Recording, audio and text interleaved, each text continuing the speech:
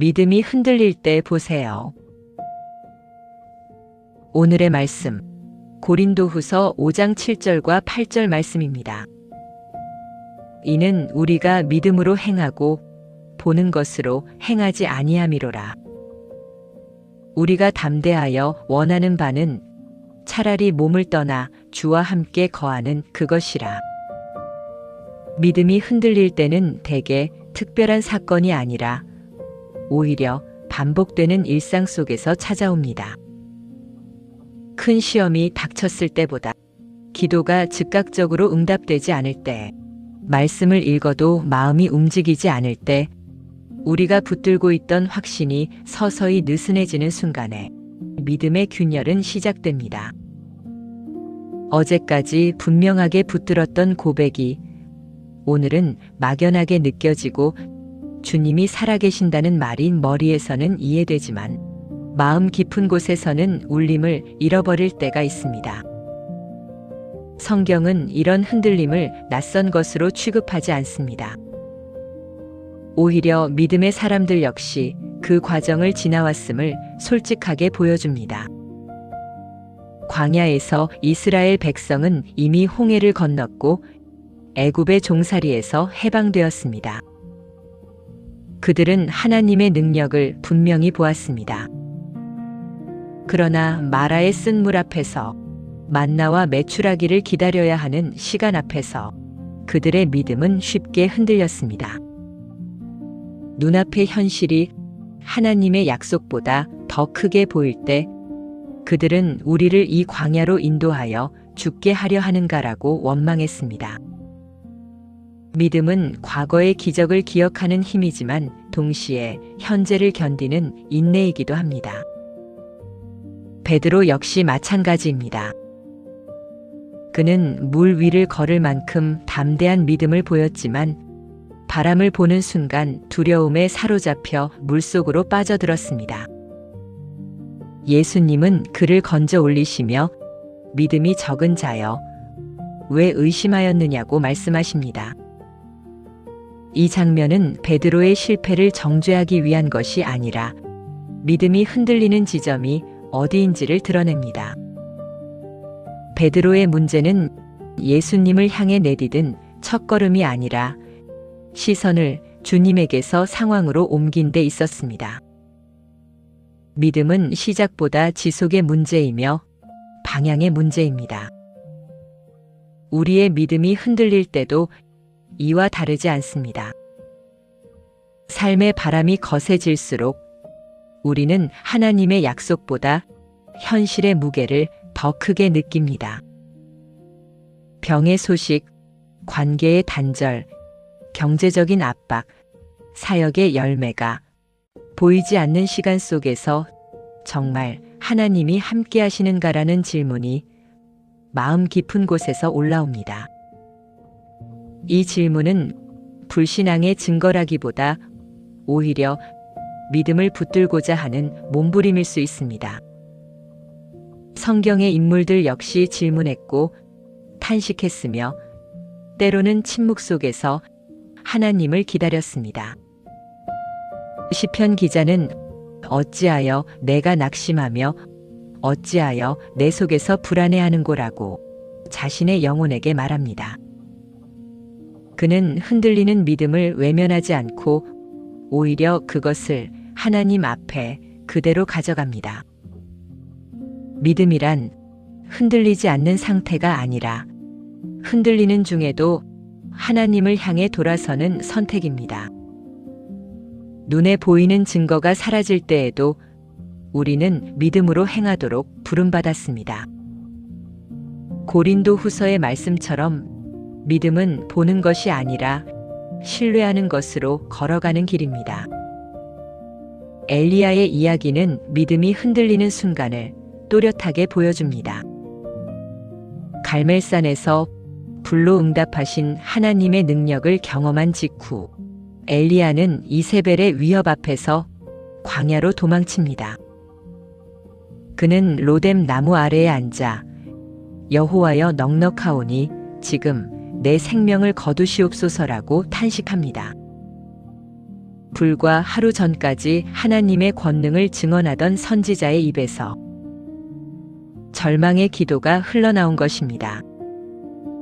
믿음의 절정 이후에 찾아온 깊은 낙심은 믿음의 사람이라 해도 흔들릴 수 있음을 분명히 보여줍니다. 그러나 하나님은 엘리야의 낙심을 꾸짖지 않으셨습니다. 하나님은 먼저 천사를 보내어 그를 쉬게 하시고 먹이시고 다시 일어날 힘을 주셨습니다. 그리고 세미한 음성 가운데서 엘리야를 만나 주셨습니다. 큰 바람이나 지진이나 불 가운데 계시지 않았던 하나님은 오히려 조용한 음성으로 엘리야의 곁에 계셨습니다. 믿음이 흔들릴 때 하나님은 더 큰 사건으로 우리를 압도하시기보다 오히려 가장 낮은 자리에서 우리의 호흡을 회복시키시는 분이십니다. 엘리야의 회복은 즉각적인 문제 해결이 아니라 다시 걸어갈 수 있는 힘을 얻는 데서 시작되었습니다.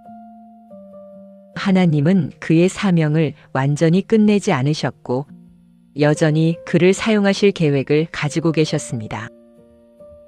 믿음이 흔들렸던 그 순간이 엘리야의 실패로 기록되지 않은 이유는 하나님께서 그 흔들림 속에서도 그를 붙들고 계셨기 때문입니다. 우리 역시 믿음이 약해졌다고 느껴질 때 하나님은 이미 우리를 떠나신 것이 아니라 오히려 더 가까이에서 우리를 돌보고 계십니다. 우리는 이미 우리를 붙들고 계신 하나님의 손을 신뢰해야 합니다. 믿음은 우리가 하나님을 붙드는 힘이기보다 하나님이 우리를 붙드시는 은혜 위에 서 있습니다. 오늘 우리의 믿음이 이전만 못하다고 느껴질지라도 그 고백 자체를 하나님 앞에 올려드릴 수 있습니다. 주님, 믿음 없는 우리를 도와주소서. 이 기도는 성경 속 아버지의 고백이었고 동시에 오늘 우리의 고백이 될 수 있습니다. 흔들리는 순간에도 하나님은 여전히 신실하시며 우리를 끝까지 인도하시는 분이십니다. 다 함께 기도하겠습니다. 주여, 우리의 믿음이 흔들릴 때가 있음을 고백합니다. 말씀보다 현실이 더 크게 보이고 약속보다 상황이 앞설 때 우리의 마음은 쉽게 두려움에 사로잡힙니다. 그러나 그런 순간에도 우리를 놓지 않으시는 주님의 손을 믿게 하소서. 흔들림 속에서 도망치지 않고 그 자리에서 다시 주님을 바라보게 하시며 보이지 않아도 신뢰로 걸어가게 하소서. 우리의 연약함을 아시는 주님께서 오늘도 우리를 붙드시고 끝까지 인도하실 것을 믿으며 예수 그리스도 이름으로 기도드립니다. 아멘. 찬양과 함께 마음속으로 들리는 주님의 말씀을 묵상해 보세요.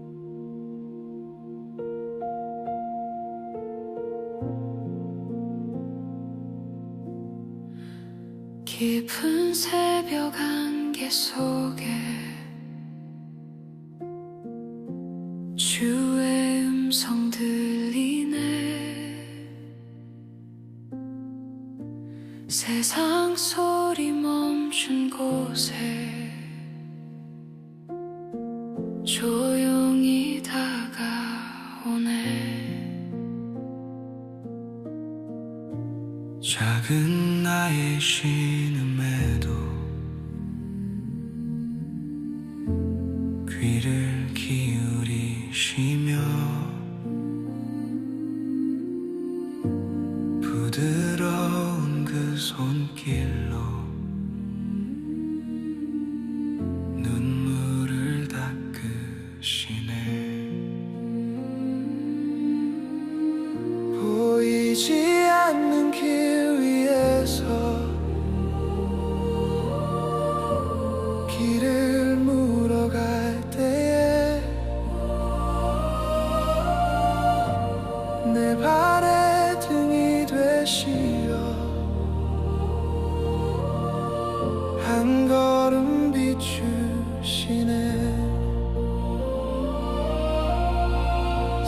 서두르지 않아도 돼. 주가 함께 가시니 주의 시간 속에서 나 믿음으로 기다리리. 주님은 나의 평화, Lord is my peace. 주님은 나의 쉼터, Lord is my rest. 고요한 강물처럼 like a silent river 내 영혼 채우시네. 나의 마음 깊은 곳에 In the depths of my heart 주의 나라 임하니 Your kingdom come. 오직 주님 한 분만으로 With only you Lord 나는 충분합니다. 가장 낮은 곳에 서서 주를 바라봅니다. 나의 지혜 나의 자랑 십자가 뒤에 숨네. 깨어진 내 마음 조각 하나하나 만지사 주의 형상 닮은 그릇 다시 빚어주소서.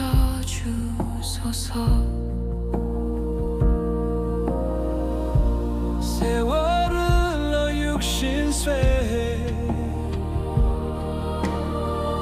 안개처럼 사라져도 주의 품은 영원토록 변함이 없으리라. 영광스러운 그 나라에 눈을 뜨는 그날에 고요히 주 맹사오며 영원히 거하리라. 주님은 나의 평화, Lord is my peace. 주님은 나의 쉼터, Lord is my rest. 고요한 강물처럼 like a silent river 내 영혼 채우시네. 나의 마음 깊은 곳에 In the depths of my heart 주의 나라 임하니 Your kingdom come. 오직 주님 한 분만으로 With only you Lord 나는 충분합니다. 나의 마음 깊은 곳에 In the depths of my heart 주의 나라 임하니 Your kingdom come. 오직 주님 한 분만으로 With only you Lord 나는 충분합니다. 오직 주님 한 분만으로 나는 충분합니다. 감사합니다.